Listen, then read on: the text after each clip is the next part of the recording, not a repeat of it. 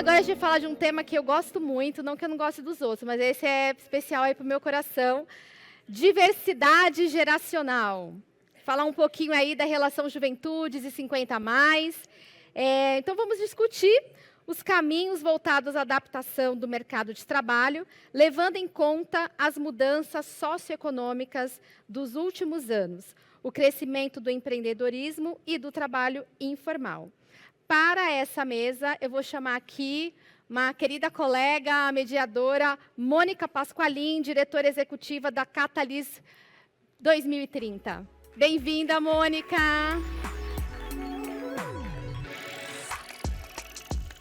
Chamamos também ao palco Aline Fernandes Cardoso, gerente de diversidade da Transpetro. Bem-vinda, Aline! Convido também Amanda, o seu sobrenome é um treinamento. Amanda Gelumbauskas, muito bem-vinda. É a gerente da América Latina da Oracle Next Education. E por fim, por favor, volte aqui ao palco, Pedro Neri, autor do livro Extremos do Mundo. Boa sessão para vocês. Opa, tá funcionando? Tá. Obrigada, Val. Cadê o Sérgio também? Obrigada, Sérgio. E todo o time da Agenda Pública por montar esse evento incrível que a gente está tendo a oportunidade de presenciar hoje. E eu vou falar aqui, na verdade, eu vou mediar. Quem vai falar aqui, as estrelas estão aqui ao meu lado. E a ideia é que a gente faça um painel bastante provocativo e também interativo para essa fim de tarde aqui em Niterói, né? Uma cidade que eu conheci hoje também, então é interessante e gostoso estar aqui junto com vocês. Só para contextualizar um pouquinho vocês todos, a gente fez um Solution Lab, né, como o Sérgio falou no início do evento de hoje, sobre esse tema, que é um tema super relevante para o impacto socioambiental do nosso país e também do mundo, né, não só aqui no nosso país. E como esse trabalho todo da Agenda Pública no Festival ODS começou com uma pergunta norteadora, que é a pergunta que eu vou colocar aqui para vocês, e também, se tiver tempo, a gente abre para perguntas de vocês, tá bom? E a pergunta norteadora é como incluir jovens e profissionais mais experientes no mercado de trabalho, né, de uma maneira que eles consigam até trabalhar juntos. A gente sabe que no Brasil a nossa pirâmide demográfica está mudando bastante, então a gente está com muito mais gente, 65 mais. Hoje representam, só para vocês terem uma ideia, 11% praticamente da nossa população. Isso foi um crescimento de quase 60% dos últimos 10 anos. Então, a gente está com bastante gente, 50 a mais no mercado de trabalho e super ativos, né? É o que a gente veio conversando antes, né? E, ao mesmo tempo, a gente tem um desafio da juventude ao entrar nesse mercado de trabalho, que está bastante precarizado também para essa juventude e que a gente precisa enfrentar esse problema juntos, né, colocando essas duas gerações em conjunto para trabalhar junto. Então, de um lado, ainda um etarismo e um preconceito muito grande para quem já está há mais tempo, é mais experiente, e, por um outro lado, um jovem com oportunidades ainda deficientes para que ele possa realmente evoluir. Antes de começar, eu deveria ter feito a minha autodescrição, como eu não fiz, eu vou começar a fazer agora. Eu sou loira, tenho 1,55 m, então sou bem baixinha, tenho olhos azuis, cabelo médio e semi-grisalho. Tenho 50 anos, então já sou 50 a mais, e estou vestindo um casaco marrom com um colar verde, uma blusa branca e uma saia verde também com sapato verde.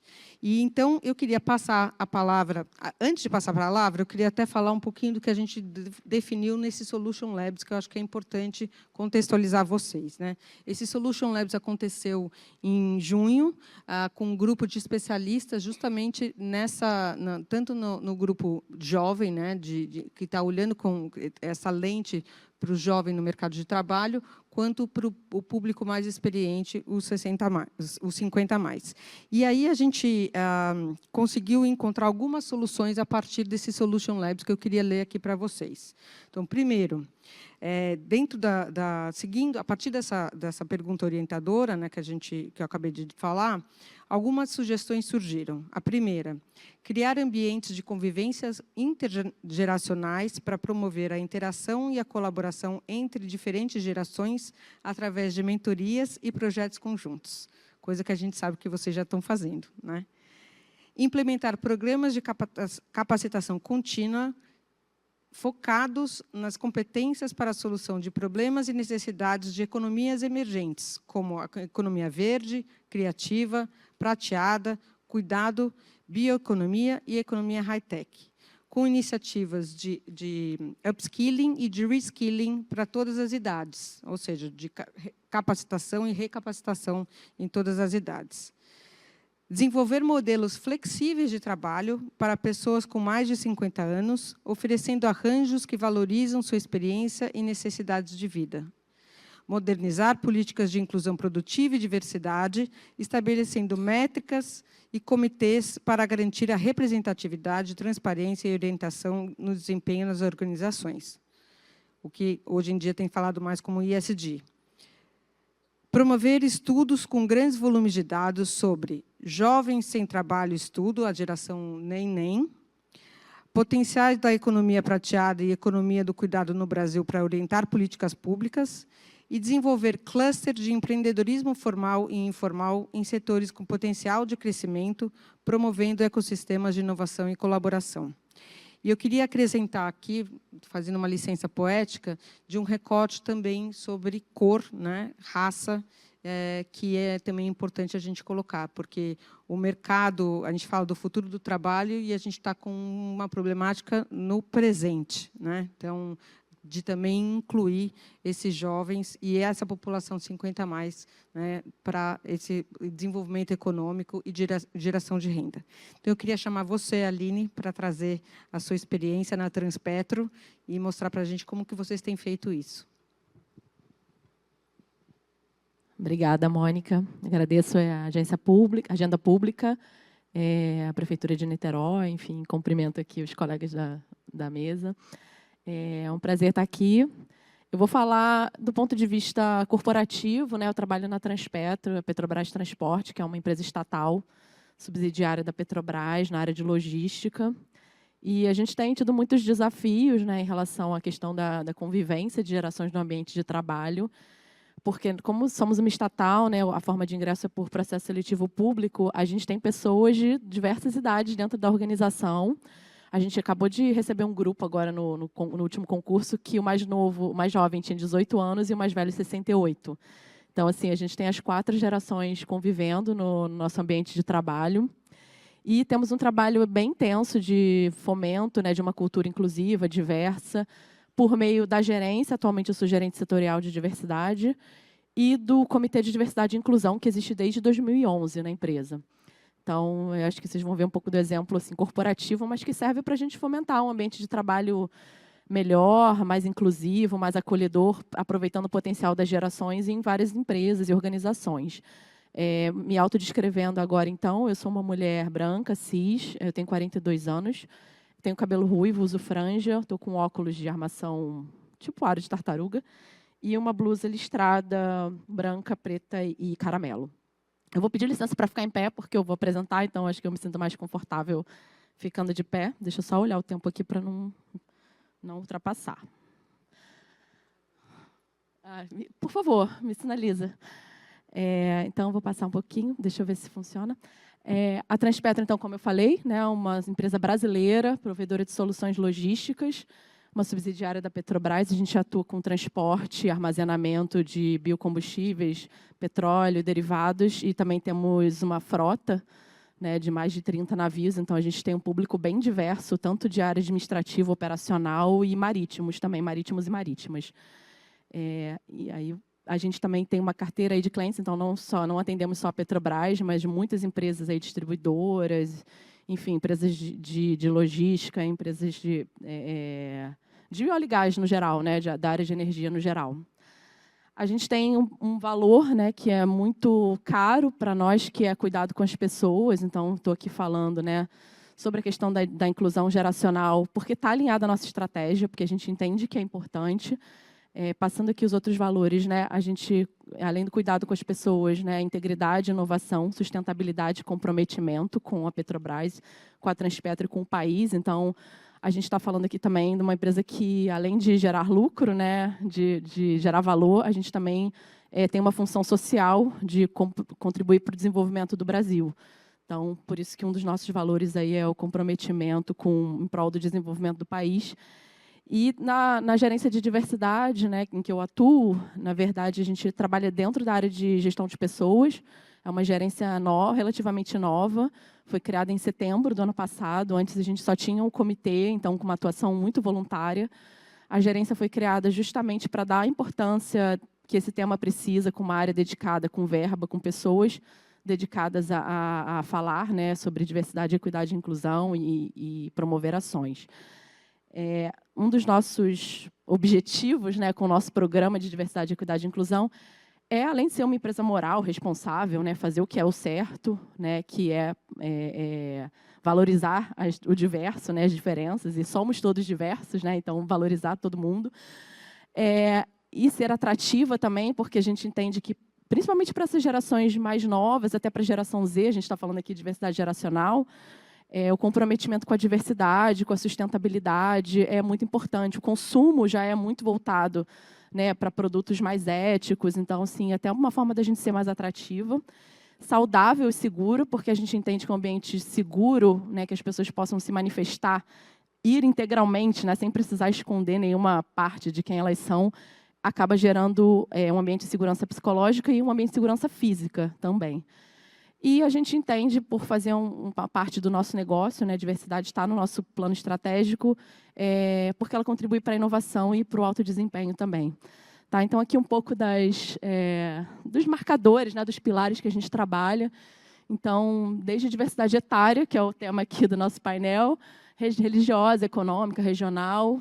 Ali em cima é um pouco mais do nosso foco do plano atual, né, que é gênero, raça e etnia, pessoas com deficiência e diversidade sexual de gênero. Mas a diversidade etária está sempre permeando aí de uma forma transversal. A gente vai fazer agora em outubro, inclusive, uma roda de conversa sobre diversidade geracional, falando um pouco de pessoas que são cuidadoras, né, que cuidam de pessoas idosas. Então, vai ser um enfoque bem interessante. E a gente tem uma cartilha de diversidade geracional. Eu vou passar mais um pouquinho para frente. Além da cartilha, né, a gente tem uma política de diversidade, equidade e inclusão, não vou ler aqui, mas é uma política alinhada à nossa holding, que é a Petrobras, né, e fala aí da importância de valorizar a diversidade, equidade e inclusão em todas as suas atividades, que faça parte dos nossos projetos, processos, planejamento, enfim. Obrigada. Obrigada. E que a nossa atuação realmente considera os requisitos legais como mínimo, né, a serem realizados, buscando ir além desse cumprimento da legislação, de cota, enfim. E aí, como eu falei, a gente tem os guias, né, que a gente tem lançado desde 2021, e aí eu reforço aqui o de diversidade geracional, que é um pouco do que eu vou apresentar aqui, um pouco do conteúdo do guia, na verdade, que fala de boas práticas aí para a gente promover ambientes de trabalho mais saudáveis para a convivência de gerações. Tá? Então, vou falar um pouco do guia. Como a gente também está falando de ODS, né, da Agenda de Desenvolvimento Sustentável para as Empresas, um dos nossos direcionadores é o Pacto Global, né, da Rede Brasil, e o nosso programa especificamente de diversidade e inclusão, ali, o ODS 5, né, e o ODS 10, Igualdade de Gênero e Redução das Desigualdades. E nós somos signatários do Pacto Global.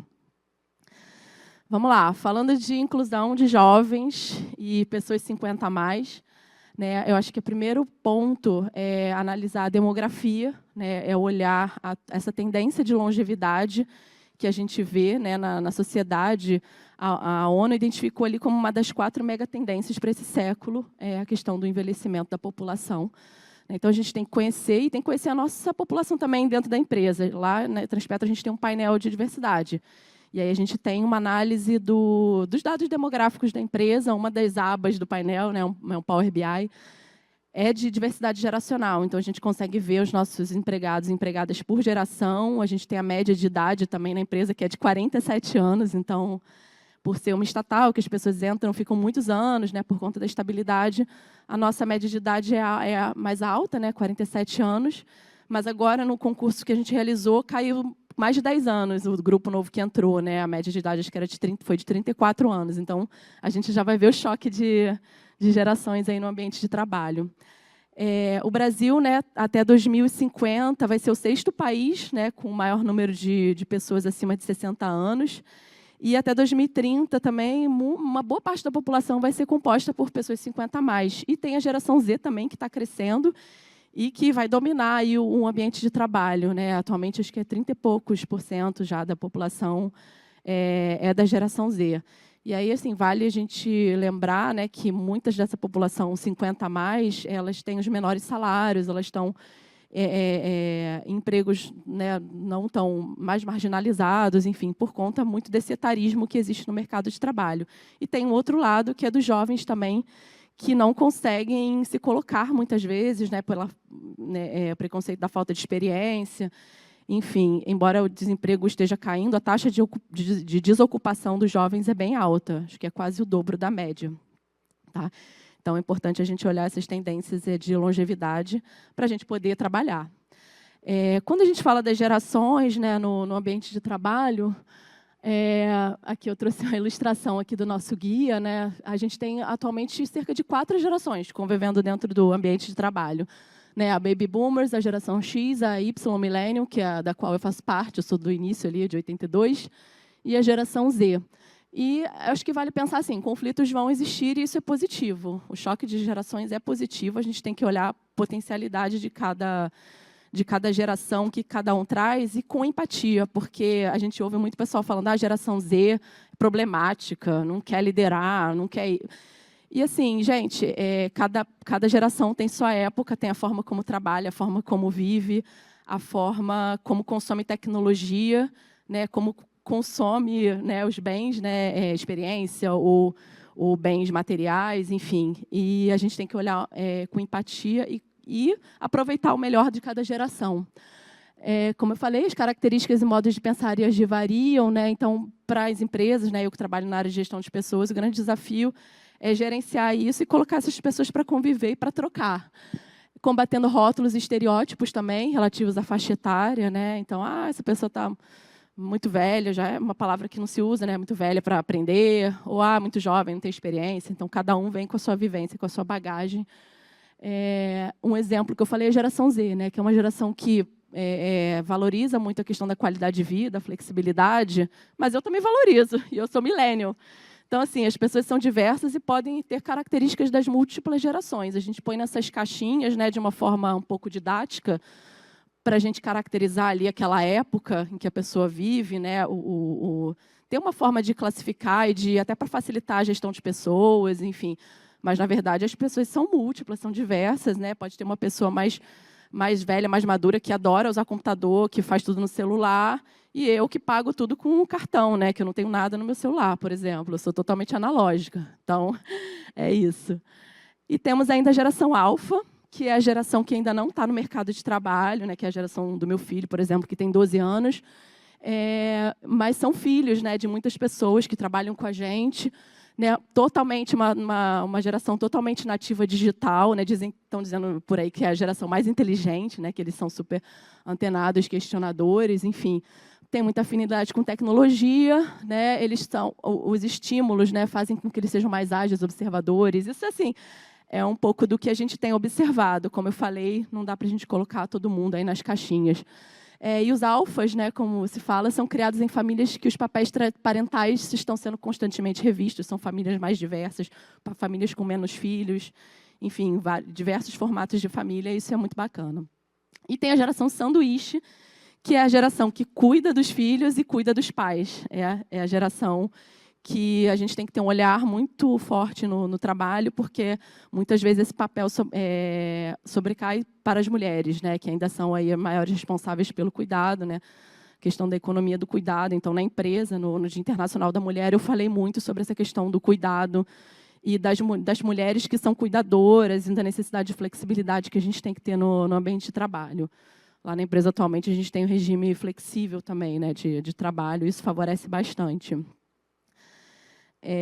Bom, um outro ponto que a gente traz na cartilha é a questão do combate ao etarismo, né? Então, o etarismo, fenômeno que a Organização Mundial da Saúde define como estereótipo, né, preconceito, principalmente para pessoas com mais de 50. Então, o etarismo é muito sobre essa questão das pessoas mais maduras, né, 50 a mais, 60 a mais. Então, lá as nossas orientações passam muito nessa linha, né? Não contar piadas, não usar termos pejorativos. Na cartilha a gente tem frases, né, do que fazer, o que usar, o que não usar. Não julgar as pessoas pela aparência física, então não comentar sobre o cabelo, se a pessoa está deixando o cabelo branco, enfim, não convém. Isso vale para várias características, né, no geral, no ambiente de trabalho. Não presumir a experiência das pessoas com base na idade, né? Então, a pessoa pode estar entrando agora no concurso público lá da Transpetro e ter pouca experiência, porque não pelo menos assim na nossa área, né? Pode ser uma pessoa que a vida inteira trabalhou mais em casa, e pode ter uma pessoa jovem que venha com uma super bagagem. Então, né, isso também é relativo. Adotar representações realistas na comunicação, né? Quem lembra daquela imagem da pessoa idosa com corcundinha, né, com a bengala, e não é mais assim, né? A gente tem um envelhecimento aí super singular, multifacetado, as pessoas de 50 anos aí mais diversas possíveis, então não tomar cuidado com essa representatividade nas peças, enfim, nos materiais de comunicação é importante. Já estou finalizando aqui, né, como boas práticas lá que a gente recomenda na empresa, né, a montagem de grupos diversos, né, com pessoas de todas as faixas etárias, aproveitando esse potencial. As mentorias bidirecionais, né, em que uma liderança sênior pode ser mentorada por uma profissional mais jovem, isso é muito importante porque tem essa troca. Lá na empresa a gente tem uma mentoria feminina e a gente teve o cuidado de olhar essa questão etária, de diversidade também da população LGBT, cor e raça, então mais de 50% do público da mentoria é de mulheres negras e indígenas, então a gente tem esse cuidado de ter um público diverso aí nos projetos. Realizar fóruns e encontros intergeracionais, né, com reflexão, aprendizado, né, como diversas gerações podem dar valor, né, ser um ganha-ganha para a empresa. Tratar as pessoas sempre com equidade e respeito, né? Então, assim, trabalhar isso na cultura o tempo todo, né? Cultura de respeito, cultura de inclusão, de empatia. Então, isso é importante trabalhar nos materiais de comunicação, nos eventos. Nosso evento que a gente recebeu, esses empregados novos, foi todo permeado pela questão de diversidade, de acessibilidade. Então, isso é bem importante, porque já dá o tom aí da empresa. E olhar para as práticas de gestão de pessoas, né? Eu, como RH aqui, a gente tem um olhar, né, para a questão de aposentadoria, da cultura, do programa de estágio, né, da gente valorizar os estagiários, mas também ter estagiárias com diversas idades, o programa de jovem aprendiz também, né? Eu tenho na minha gerência 3 jovens aprendizes e, nossa, a gente troca muito, assim, tratamento igual, sabe, para todo mundo, incluir nas reuniões, incluir, né, para que essas pessoas aprendam. Enfim, capacitação contínua, como a gente já falou aqui, né, a pessoa pode querer fazer uma mudança de carreira, né, ir para um projeto, então não ter esse preconceito de que, não, já está quase aposentando, não rola, né. E finalizando aqui minha apresentação, lembrar, como eu falei, que não só a Transpetro, que é uma estatal, mas todas as empresas têm um papel social, né? Então, muito além de ser ações importantes para o negócio, a gente ter diversidade geracional, ter responsabilidade. Então, a gente tem aí vários selos e compromissos que as empresas podem assinar. Tem o da Mature, né, que é o Age Friendly, para empresas que se comprometem aí com a promoção de pessoas com 50 a mais. Tem o Fórum Gerações e Futuro do Trabalho também, para estratégias para incluir a geração Z. Aí tem os compromissos lá que as empresas podem assinar. Tem esse Pacto Nacional pela Inclusão Produtiva de Jovens, que é do governo, com a Organização Internacional do Trabalho e o Ministério do Trabalho também. Enfim, aí outros exemplos, como eu já falei, jovens aprendizes, né? Você ter um programa com esse olhar de diversidade é bacana, né?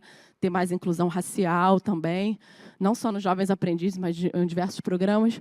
Patrocínios também, né? A Amanda vai trazer um programa aqui interno também para exemplificar, né? De capacitação, de formação. olhar para a interseccionalidade, como a Mônica falou, sempre que a gente faz uma ação, a gente tem que olhar não só a questão geracional, mas todos os marcadores que podem cruzar aquela pessoa, né?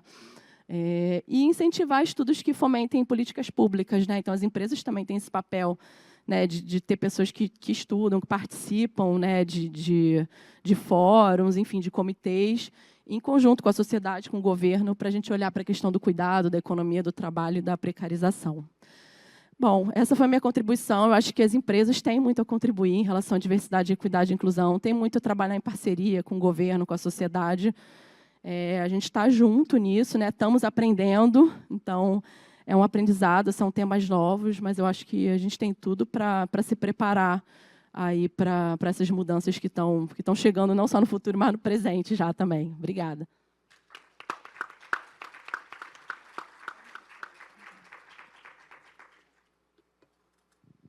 Obrigada, Aline. Acho que é muito importante isso que você falou, principalmente no olhar de um eterno aprendiz, né? Acho que se a gente começa a ter essa visão de que nós somos eternos aprendizes e a gente sempre aprende com os mais velhos e com os mais novos, e isso a gente passa para essa nova geração, com certeza essa interseção entre gerações vai fluir de uma maneira mais harmônica e melhor, né? E mais divertida também, né? Porque eu acho que tem sempre essas características únicas de cada geração que colocam um tempero a mais. E isso é muito bacana. Então, depois de entender como que a empresa pode trazer soluções, inclusive para políticas públicas, que podem ser amplificadas no setor público para outras empresas, eu queria convidar a Amanda para apresentar também o projeto da Oracle, que ela vem liderando, e que também mostra como que a gente pode se inspirar em projetos assim, para as nossas políticas. Legal, Mônica. Estão me ouvindo? Oh, sim. Gente, boa tarde. Prazer estar aqui. Obrigada, Agenda Pública, pelo convite, né? Fundação Volkswagen. Bom, eu trabalho na Oracle. Não, minto, vou fazer minha autodescrição primeiro. Então, vamos lá, né? Vamos seguir o protocolo. Eu sou uma mulher branca, loira, com meu cabelo de corte reto, liso até os ombros. Tenho uma característica marcante, que é o meu sorriso. Eu falo que eu tenho um sorriso bem largo. E estou vestindo uma calça bege, um sapato escarpão bege também, uma blusa, uma jaqueta branca. E tenho aí 1,72 de altura. Bom, dentro desse contexto, né, a Oracle ela é uma multinacional norte-americana de tecnologia, especialista em base de dados, aplicações de serviço, de soluções como serviço, e nuvem, né, infraestrutura em nuvem, e agora também inteligência artificial. E eu, como sou jornalista por formação, eu adoro contar história. Então, para a gente chegar até aqui, né, por que a gente criou esse programa que eu vou comentar com vocês, que é o Oracle Next Education. Quando, em meados de 2018, então antes da pandemia, a Oracle, a gente estava articulando o nosso aniversário de 30 anos, né, aqui no Brasil. E o nosso vice-presidente para a América Latina, Luiz Meisler, virou e falou assim, gente, 30 anos de Brasil, por que não formar 30 mil pessoas em tecnologia? E a gente falou, bom, missão dada é missão cumprida, vamos entender, então, o que a gente pode articular para contribuir, né, de alguma forma com a sociedade. Então, a gente entendeu ali um pouco da realidade latino-americana e começamos com o piloto aqui no Brasil, e a gente olhou os números que são alarmantes, né, mas, ao mesmo tempo, a gente olhou como uma questão de oportunidade. Então, naquele momento ali, né, até no auge da pandemia, a gente sabe que o desemprego chegou a 14 milhões aí de pessoas, né? Então a gente sabe que mais de 40% dos jovens ali de 15 a 29 anos nem estudam e nem trabalham. Quando trabalham, a gente tem ali a questão muito do subemprego. Essas pessoas não se enxergam, né, acham que não podem também trabalhar nessas grandes companhias. E aí, muitas vezes, não têm acesso também à informação. E aí, do outro lado, a gente sabe que a tecnologia, ali no comecinho da pandemia, a gente teve um boom aí de mais de 60% nesse mercado. E a gente foi olhando, poxa, falta demanda, falta gente no mercado de trabalho. A gente precisa de gente capacitada. Então, por um lado, você tem pessoas desempregadas, você tem um mercado que demanda, e você tem uma demanda das universidades que às vezes, acaba não formando a quantidade de profissionais que a gente precisa, né, para o mercado. Então, a gente sabe que o mercado forma, em média, aí, uns 70 mil profissionais por ano, né, nas universidades em tecnologia, e a tecnologia aí com essas novas tendências, inteligência artificial, a gente sabe que mais de 80% das novas profissões vão surgir até 2030. A gente nem sabe quais são, mas a gente está tentando se preparar de alguma maneira. Então, a gente falou, poxa, vamos então criar um projeto que a gente possa realmente capacitar essa população que precisa, né, uma mão de obra ativa. Então, a gente tem jovens e a gente tem pessoas ali, 40, 50, 60 a mais, que também precisam acompanhar essas tecnologias, né? Muitas pessoas falam que a inteligência artificial ela vai acabar com muitos empregos, mas, na verdade, as coisas vão ser substituídas, né? Quem é das gerações mais antigas lembra, quando a gente ia para o shopping, a gente acabava entrando e tinha que pegar um bilhete, né, no supermercado para entrar com o carro. Hoje já não existe mais, né, aquela pessoa. Então, a gente precisa dar oportunidade para que essas pessoas possam se adequar aí com a tecnologia. Então, com base nisso, a gente falou, vamos criar um programa que a gente possa capacitar pessoas de baixa renda e perfis subrepresentados em tecnologia e conectar, então, essas pessoas com o mercado de trabalho, com os nossos clientes, né, uma multinacional com muitos clientes. A gente falou, por que não? Então, vamos orquestrar tudo isso. E aí, o nosso programa, ele, então, se baseia muito nesse propósito da Oracle como companhia, que é transformar o mundo empoderando as pessoas por meio da tecnologia e por meio da educação. A gente já tem outros programas filantrópicos que têm jornadas de conhecimento para todos os públicos, onde a gente capacita os professores, a gente fala com a comunidade de desenvolvedores, a gente fala com as instituições de terceiro setor ali pela nossa área de impacto social. E a gente fala também com os nossos parceiros, que precisam também ser capacitados em nossas tecnologias. Então, a gente falou, vamos olhar ali para a ponta, porque a gente vai preparar essa ponta para depois chegar na outra ponta, né, do que a gente tem dos programas. Então, é uma forma que a gente encontrou de desmistificar a tecnologia para as pessoas, furar essa bolha e mostrar que ela pode ser um caminho de transformação social. Então, o programa Oracle Next Education, ele tem uma proposta, então, de chegar nas pessoas que mais precisam, né? É um programa totalmente online, 100% gratuito. A gente conseguiu conectar o nosso propósito com o nosso negócio. Então, a cada contrato que a Oracle fecha, independente de valor ou de serviço na América Latina, uma quantidade de bolsas ela é destinada para o nosso programa. Então, por isso, a gente tem aí o desafio de formar 40 mil pessoas por ano na América Latina, em 14 países onde a gente atua, hoje que a gente tem os nossos escritórios, México para baixo. Então, oferecer isso de maneira gratuita. Depois, a gente tem toda uma jornada com o nosso parceiro educacional, que é a Alura. Então, nós temos tentado acompanhar essas novas tendências, né? A inteligência artificial tem trilhas que, às vezes, a gente tem que mudar em menos de 2 meses, porque os prompts eles já mudam, e a gente tenta, obviamente, trazer um conteúdo de qualidade para os nossos estudantes. Então, a ideia é formar pessoas para que elas possam atuar com programação. Né? Então, a gente tem algumas linguagens de desenvolvimento, então a parte de front-end, que é tudo aquilo que a gente interage no celular, né? A gente tem esses aplicativos de mensagem instantânea, então tudo que a gente toca, os balãozinhos, os tiquezinhos, tudo isso ali é um front-end que vai desenvolver, né, essa solução, e a gente tem ali o back-end, quando a gente vê aqueles filmes, aquelas telas pretas, ali, aqueles códigos, né, aquela conexão com o servidor e toda essa parte do design aí que o front-end faz. Então, a gente capacita essas pessoas em lógica de programação, para aprender realmente a origem, a essência de tudo isso. Depois tem as especializações ali de front ou de back, e a gente tem toda uma trilha de desenvolvimento pessoal.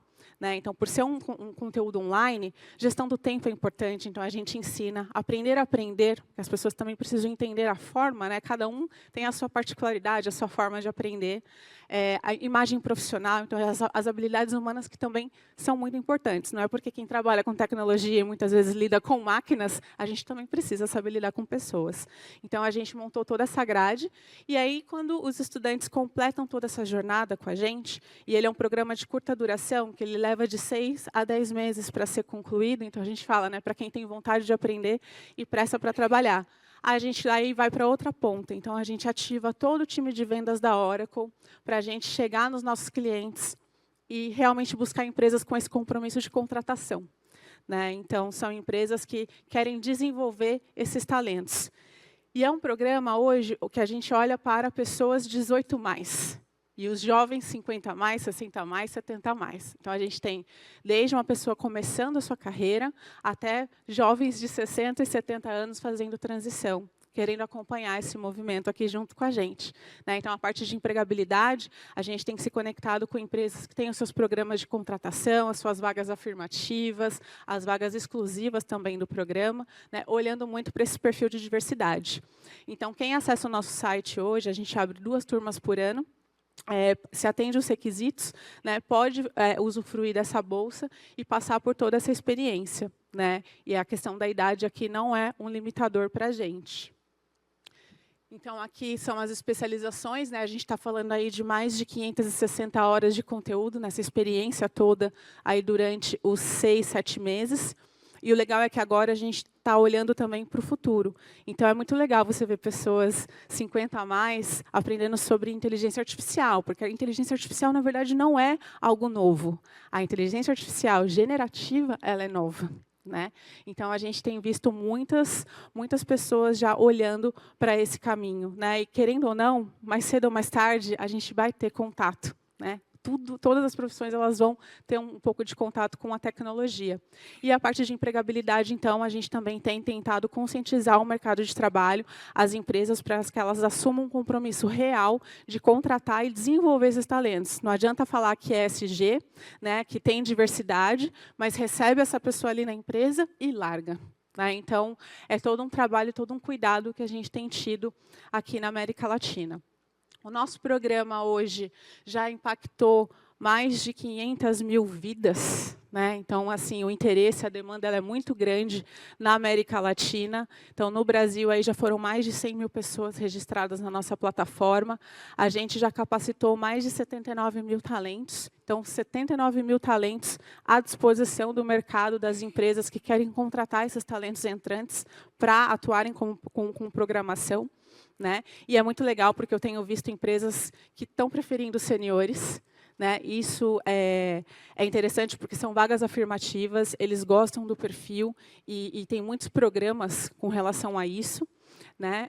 E a gente tem vários parceiros no programa, que eu vou comentar um pouquinho mais. E a gente já mapeou a contratação de mais de 12.000 pessoas, né? Isso na América Latina. Então, se a gente olha um salário de um desenvolvedor júnior, que ali fica entre mais ou menos uns 3.000, 4.000 reais, a gente já entende que a gente já impactou aí em salário ano, né, na América Latina, mais de 105 milhões de dólares.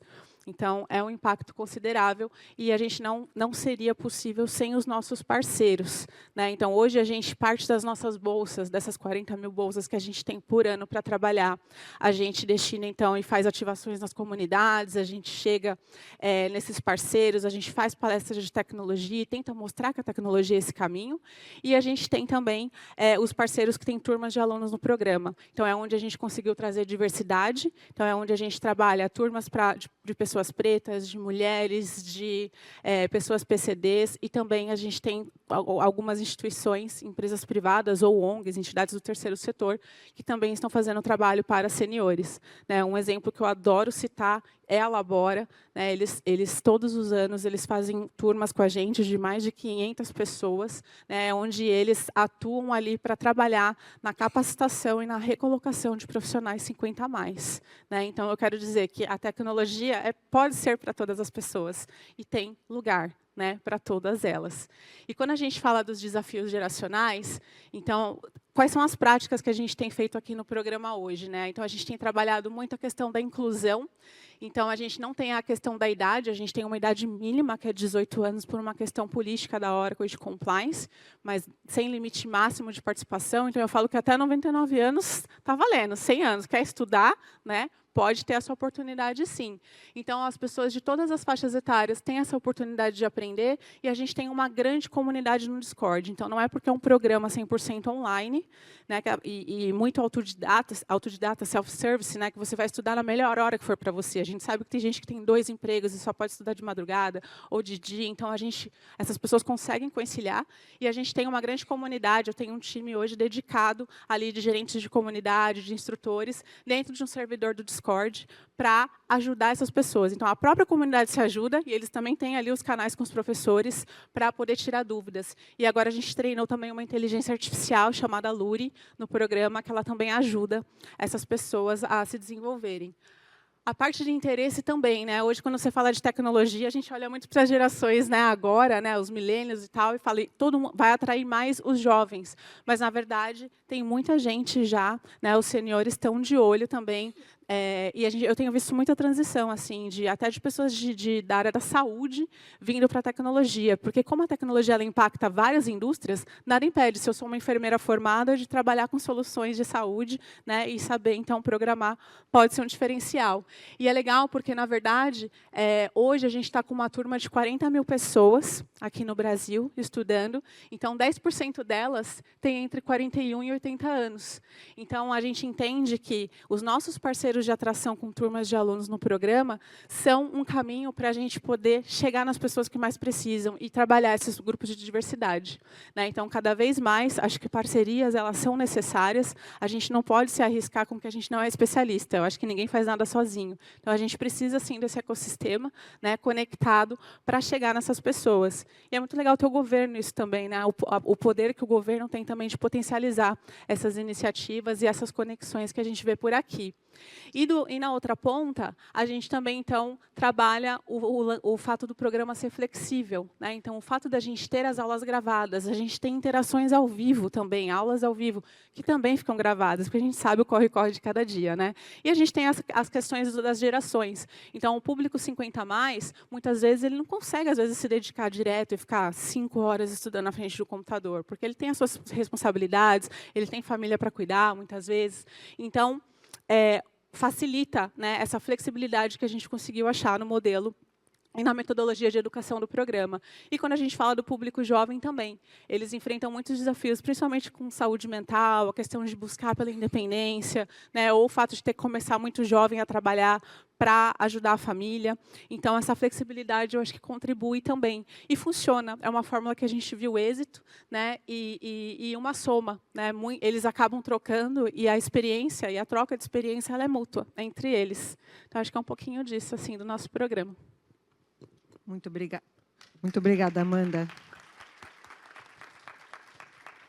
Vou só deixar aqui o QR Code, se vocês quiserem conhecer mais, tirem uma fotinho do QR Code depois. Se vocês conhecem alguém que precisa muito estudar e não tem recurso, né, fica a dica também aí que a gente vai abrir inscrição logo mais.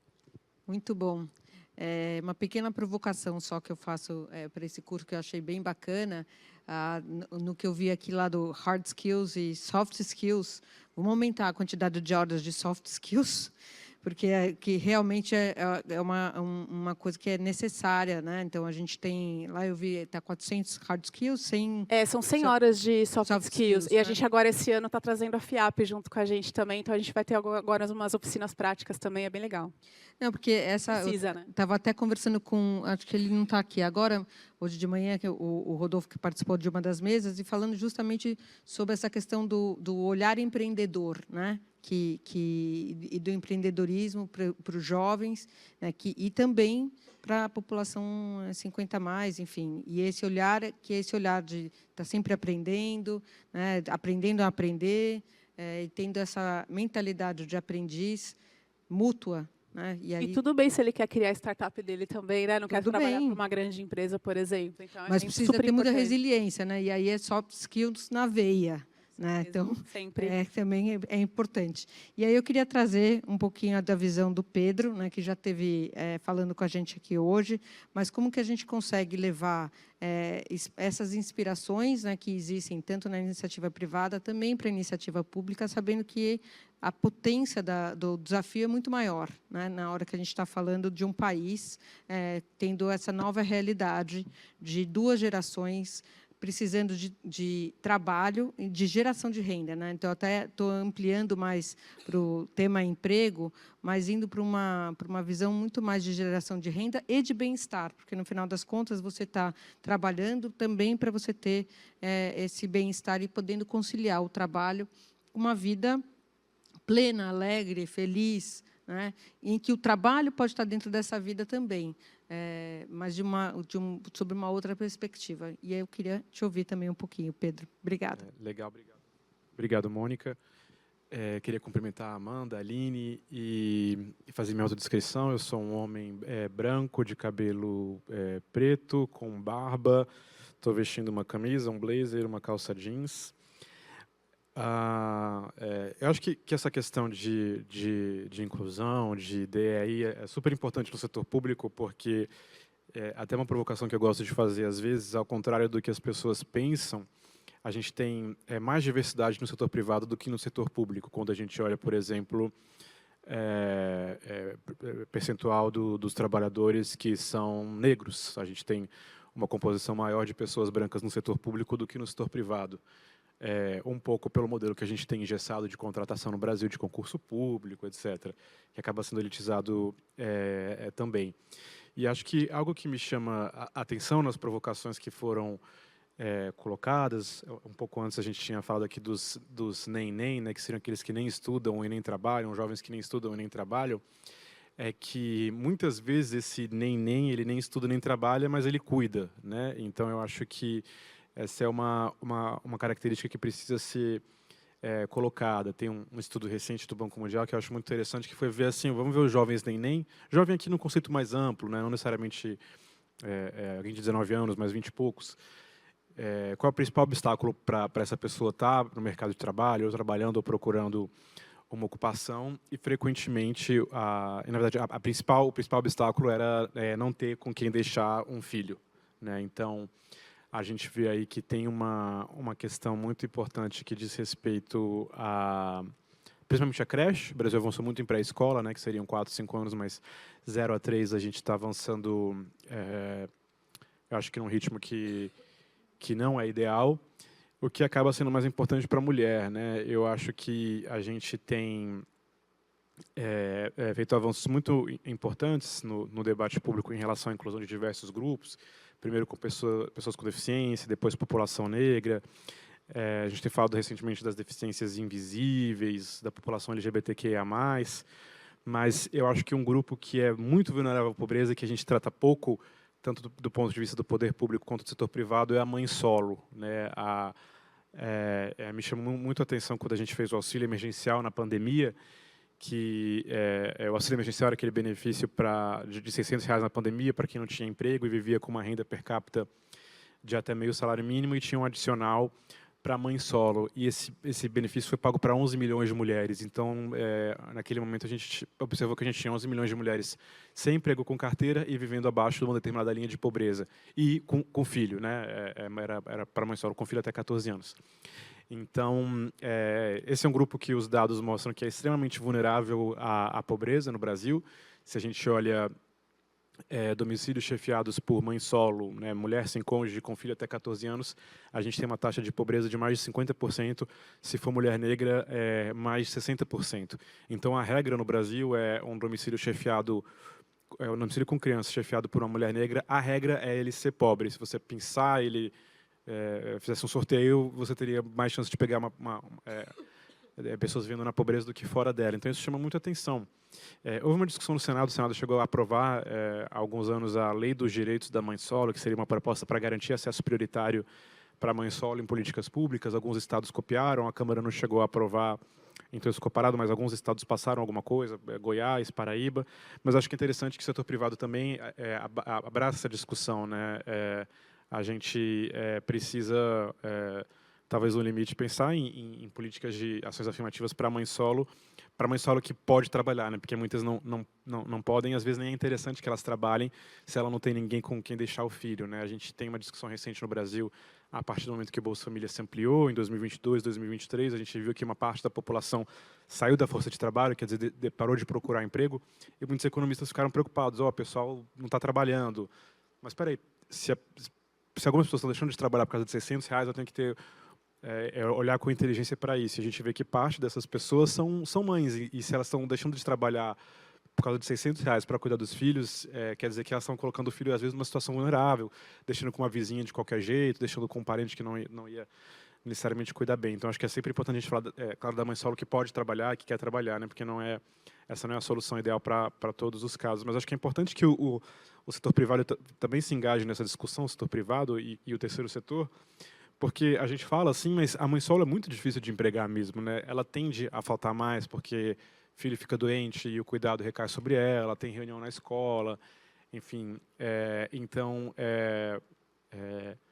o que seria realista é a gente contemplar que, tudo bem, pode ser que haja um absenteísmo maior desse tipo de trabalhador, mas o retorno para a sociedade de você contratar a mãe solo é tremendo, principalmente porque, de novo, esse é um benefício, é um grupo muito vulnerável à pobreza, né? Então, você dando salário para a mãe solo, você está ajudando muito a desenvolver o potencial daquelas crianças que estão no domicílio.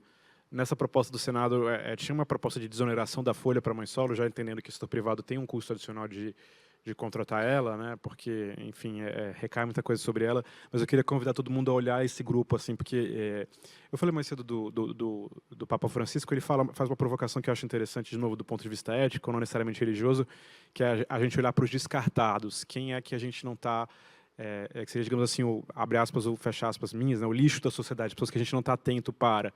Então, tudo bem, a gente está dando visibilidade para vários novos grupos, tem muitos desafios a serem cumpridos aí ainda, mas acho que a gente ainda fala pouco da mãe solo em termos de política, não só de políticas públicas, mas também de ações do setor privado, né? Isso tem um impacto enorme do ponto de vista de geração de renda, do ponto de vista de bem-estar psicológico, e eu acho que é interessante a gente trazer para essa discussão da diversidade essa personagem, que frequentemente, na verdade, vai ser uma mulher jovem negra também, né? Eu acho que essa é uma questão que eu queria colocar aqui, Mônica.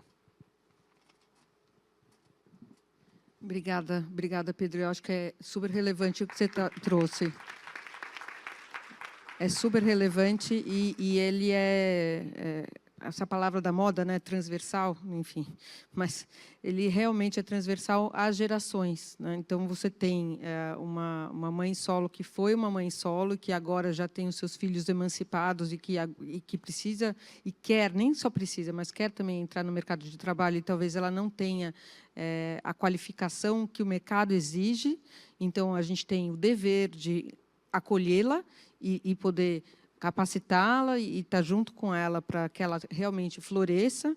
E você também tem a mãe solo, né, de uma geração mais jovem e que também tem todos esses desafios de entrar num mercado de trabalho digno, né, que eu acho que é esse que é o ponto que a gente está querendo trazer, né? Não é entrar num mercado de trabalho ou de geração de renda, ampliando isso de uma maneira vulnerabilizada, precarizada, que não traga essa dignidade e nem esse bem-estar, que é o que todo mundo procura. A gente tem uma pergunta aqui que vai para a Aline. E eu vou ler o meu óculos. Isso é importante também na minha autodescrição. Agora estou de óculos. Então, Aline, quem pergunta é o Pedro Paulo, ele é da Prefeitura de Saquarema, e ele pergunta assim: podemos observar a volta do público 50+ ao mercado de trabalho, principalmente devido a questões financeiras, em contrapartida à geração Z, que corre do modelo CLT, principalmente pelo atrativo de renda através da internet.